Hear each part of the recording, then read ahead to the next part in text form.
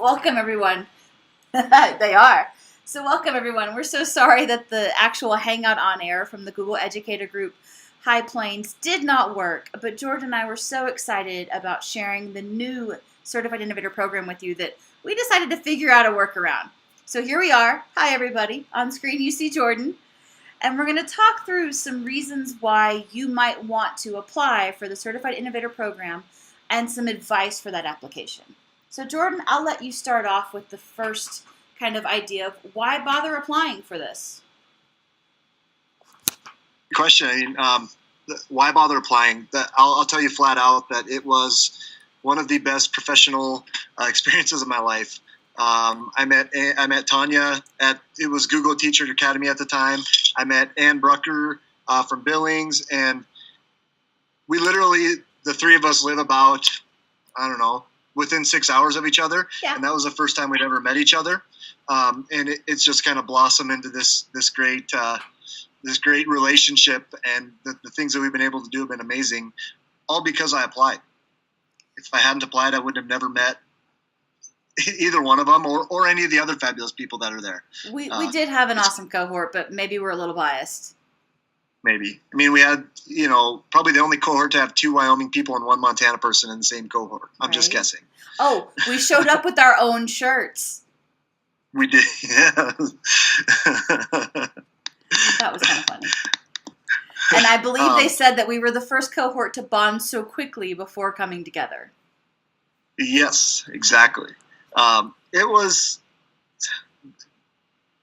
why not apply? That's all I'm going to say. It truly is just a great experience. And this year, if you happen to be, the upcoming one is in Boulder, if you happen to be going to ISTE, it launches the last day of ISTE, and you're right there. So apply. If you're going to be at ISTE, I would recommend applying. That's a great point. How about this for kind of a why to apply? Do you think that a prerequisite knowledge of all things Google is required? Not all things, no. I think just passion more than anything. That's what they're looking for, is passion. Because the people that are there, every type of educator was there. That's why they changed it from Google Certified Teacher to Google Certified Innovator, because there's teachers, professors, tech integrationists, consultants. I mean, you name it. Really, if you have a passion for Google, you don't have to know everything about it to apply and go. I would agree with that. And part of the application process, and I think you said this, you just have to have the passion, a vision. When we were in the program, we called it our Moonshot Idea. Now they're calling it the Vision Idea. What kind of moonshot ideas did you have, and what are you working on now? Oh, and that's kind of interesting that you mentioned that. Mine has completely changed from what it was when I left Austin a year and a half ago. Right now, my moonshot is basically working with an organization called the Center for Excellence in Alternative Settings. Center for Educational Excellence in Alternative Settings. It's quite the handle. But they deal strict. I teach at the Wyoming Girls School, so we're a small juvenile justice school in Sheridan. The last 2 years, I was part of a blended learning initiative that they put on, just more general blended learning. And this year, as we expanded it into a Google Apps for Education specific cohort. So my moonshot, my kind of innovation project now is working with them and developing this program for schools that traditionally have not had access to. A lot of them maybe technology. That's not necessarily true, I guess, because all of the schools who are in the Google Apps cohort were part of Unjammed 1.0 or 2.0. So now we're kind of rolling it in, taking it to the next level. And I'm super excited about it because, this is some kind of groundbreaking stuff for the juvenile justice system. And we can also say that you've been retweeted by Hillary Clinton. I have, yes, I have. Go ahead. What was your moonshot idea? My moonshot idea was to try to take the idea of academies in secondary education and make it the norm. Obviously, that's a long-term moonshot. It requires a lot of internal change. I wouldn't say that my ideas have changed, but my timeline's a lot longer than it was initially. Mm-hmm. I've started looking for examples of these kinds of academies, and I've tried to take more of an advocacy role because I feel like that's where I may have the most power, where I can say, look at what this school is doing, and let's see how that might be adaptable or adoptable in other districts. But I've also kind of incorporated with that, and to some people this seems like a stretch. I promise the threads are connected. But really pushing forward the idea of maker education and trying to break down some of the walls, whether it's perceptions about making or the idea that making's not really new, and helping others grasp onto this movement and think about how do we move between the fluid formal and informal education of the 21st century. And so, I believe you were able to attend the National Maker Fair. Is that correct? Yes, I was. The first National Maker Fair was last summer in Washington, D.C. The next National Maker Fair will be June 18th and 19th, I believe, back in D.C. It will be just as exciting. All of the amazing making projects I saw, the kids who were playing. The Smithsonian Institute had a paper airplane launcher, so you were designing your own paper airplane and then testing it with their launcher. There was the cardboard T-Rex that was walking around. That was really cool. That's where I saw the Hot Wheels speedometry kits that teachers can request for free and talk about physics in the classroom, playing with Hot Wheels. I mean, come on, who doesn't want to do that? It was only sad that I couldn't get it free as a university faculty. I wanted to play. But that has been a joy, and to bring that back to Wyoming, and then to hold up what some of our Wyoming schools are doing. So May 21st will be the second, actually, Jackson Hole Mini Maker Fair. It's just a one-day event, and it's kind of fun that I'll be up there to see what schools around the state have been making and enjoy watching this excitement spread. I actually was able to get a 3D printer, and I wanted to get a 3D printer because Tanya showed me how awesome it was. And so that was like okay, I got to get this for my classroom. And so I've had it for about a year now, and my students absolutely love it. It's been a blast. What do the girls design? Whatever. I kind of, basically, we use Tinkercad, and so I just have a few tutorials that I get them through just so they kind of understand the navigation, how to manipulate objects and that type of stuff. And then I do a few kind of challenges. We did like print a boat and see how much weight it'll hold. You know, they could kind of customize it. But honestly, I let them play. I let them go and just see what they can come up with. Nice. So what do you love most about being an innovator? About being an innovator is, sorry, the community of people that are that it's connected me with.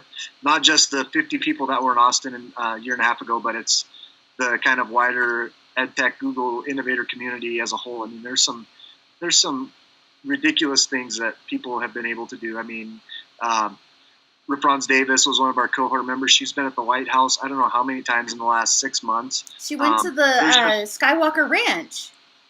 Right. I'm jealous. Yeah.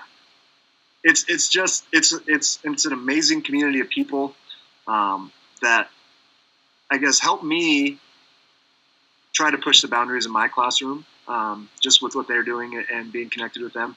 If you, like I said, there's technology directors, technology coaches, professors, there's every kind of level of school involvement that is a member of this team. And so if you have an idea, if you have a problem with something, there's a community. I've got 50 people at my fingertips in a Google Hangout if I have a question on anything. If it's something from, I need somebody to hop on a Hangout and do a mystery Hangout with my class to, I mean, really, you name it. And that community is pretty responsive, and it just kind of is refreshing. I love that you said that, because every time I've asked this question, whether it was somebody in our cohort or someone in a different cohort, the community answer is always the number one answer.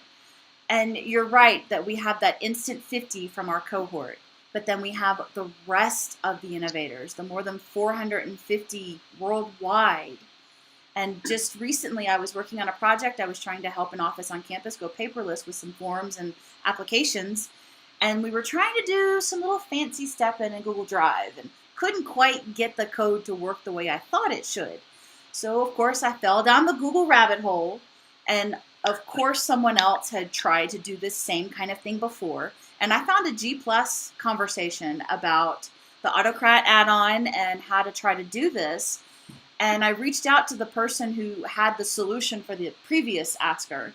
Turns out that he's a Google certified innovator. He was actually on the application review team for our cohort, and he knew who I was. Oh, yeah, that's awesome. Small world. But with 2 email exchanges, he had exactly what it was, the piece I was missing, got it plugged in, and now the International Programs Office here at the University of Wyoming is doing faculty-led study abroad scholarship applications online using a Google form that automatically formats each student's application and drops it into a folder for that faculty-led trip, so that the reviewers know what folder they need to go to and when, and they don't have to worry about missing applications. That is awesome. I love Autocrat. That's probably my favorite add-on of all time. It is pretty awesome. Okay, our last bit, advice for those who want to be innovators and those who are applying to be innovators. My bit of advice is just apply. Apply. Apply. Sometimes it might take 2 or 3 times, but keep applying. Honestly, when I applied, I went into it just with the idea that I'm probably not going to make it. I just want to know what the application process is like, and somehow, I don't know how, I was accepted. But just try. That's all you got to do, really. I mean, it might be a big risk for you, but just try it, and try to find a way to the videos and your applications. Just tell them who you are and what you do, but try to find a way to make yourself stand out from the crowd. That's easier said than done a lot of times, but I think what makes you unique? Why would you be the best candidate to fit into becoming a Google certified innovator? I mean, that's you got to think outside the box. Yes, you do. I'm glad you said that about the videos and the application materials. Really quick, I'm going to flip over and show off the Mountain View 16 cohort vision videos. I'll include the link in the description of this video and see if I can link to it when we get this uploaded to YouTube. But you can see the current cohort members for the Mountain View cohort, the very first cohort under the new Innovator program. Take a look at their videos. You'll notice that they're all about a minute, and pay attention to, don't you love that Casey did this? But pay attention to how they gave themselves voice into what their vision is for education and innovation. Because I know that I probably watched 100 videos on YouTube. Really? You can search for past cohort videos on YouTube. Sometimes it's a little easier if you know the cohort names, like Jordan and I were in GTA ATX 14. That kind of helps. It's pretty specific. When I was looking for the Innovator vision videos for the first cohort this time, I was Googling MTV 16 Google videos and came across the playlists that were out there. But you'll find past videos from applicants. If you just Google the application, you'll find websites that give you tips on what to put, like stress in your application. Because there's going to be some basic information beyond, I just want to be an innovator and what is my name. What else did we have for some advice? Don't give up. Don't give up. Don't give up.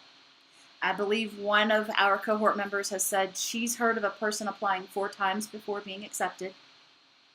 Mm-hmm. So this is definitely a case of perseverance.